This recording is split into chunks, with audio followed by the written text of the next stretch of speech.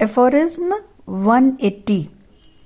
In this case, the medicine which has been chosen as well as was possible. मतलब कि ये जो हमारे सामने केस है, इसमें जो मेडिसिन हमने चूज़ की और यही चूज़ करना पॉसिबल था, बिकॉज हम लोग क्या पढ़ रहे हैं यहाँ पे, वन साइडेड डिजीजेस के बारे में. तो वन साइडेड डिजीजेस में टोटलिटी ऑफ सिम्टम्स नहीं अवेलेबल है, कुछ ही सिम्टम्स अवेलेबल हैं. तो उन अवेलेबल सिम्टम्स के आधार पे जो मेडिसिन हमने चूज़ की या जो हम चूज़ करना हमारे लिए पॉसिबल था, but which for the reason above stated is only imperfectly homeopathic.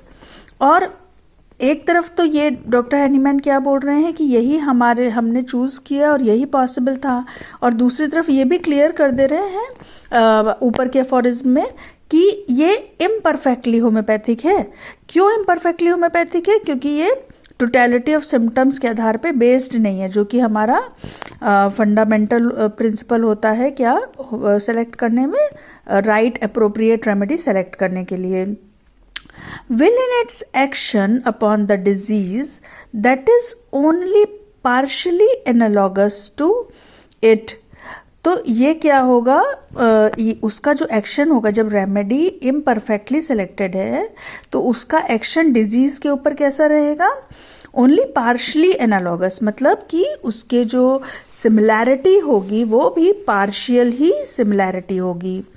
Just in the case mentioned above, aphorism 162 का यहाँ पे ये एग्जाम्पल देते हुए बता रहे हैं.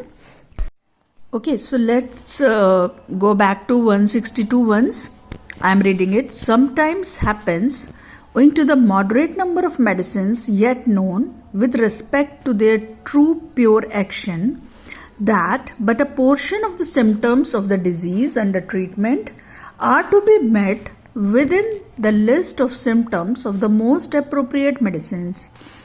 मतलब कि समटाइम्स ऐसा होता है कि हमारे पास जो लिस्ट ऑफ मेडिसिन हैं जिनके कि हमें ड्रग प्रूविंग के थ्रू पूरे प्योर एक्शन की जानकारी है, तो ज़रूरी नहीं है कि जो डिजीज़ हमारे सामने आई है उससे पूरी सिमिलर यहाँ पे हमें मेडिसिन मिल जाए. ओके क्योंकि ये जो नॉन ड्रग प्रूविंग के थ्रू जो नॉन मेडिसिन का नंबर है वो कम है, वो मॉडरेट है. ओके सो ऐसे केसेस में हमें इम्परफेक्ट मेडिसिन ही सेलेक्ट करनी पड़ती है, इम्परफेक्ट मेडिसिन ही एम्प्लॉय करनी पड़ती है जो भी हमारे सामने केस प्रेजेंट होता है उसमें. ऐसा इन्होंने 162 में हमें बोला था, तो यहाँ पे जस्ट इसको रेफर किया है. अब आगे देखते हैं 180 में क्या कह रहे हैं. एफोरिज्म 180 में ये बताया जा रहा है कि जो आपकी इम्परफेक्ट मेडिसिन आपने दिया है, जो कि हमने पिछले कुछ एफोरिज्म में पढ़ा कि उसके बेसिस पे हमने सेलेक्ट करके मेडिसिन दिया, तो जो न्यू सिम्टम्स या एसेसरी सिम्टम्स जो अपीयर हुए थे वो क्या हैं, वो सिम्टम्स डिजीज के ही हैं. देखो यहाँ पे क्या कह रहे हैं कि produce accessory symptoms and several phenomena from its own array of symptoms are mixed up with the patient's state of health, which are however at the same time symptoms of the disease itself. इसको underline कर लो, symptoms of the disease itself.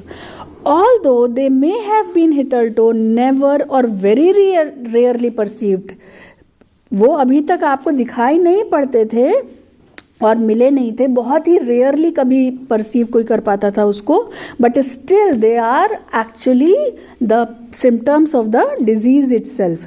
Some symptoms which the patient had never previously experienced appear और others he had only felt indistinctly become more pronounced. तो कुछ symptoms तो ऐसे होंगे जो पहले उसको कभी मिले ही नहीं, आभासी में हुआ, और कुछ कैसे हो रहे हैं कि जो कि पहले हल्के हल्के थे और अभी मोर प्रोनाउंस्ड हो गए हैं. So this is the aphorism 180.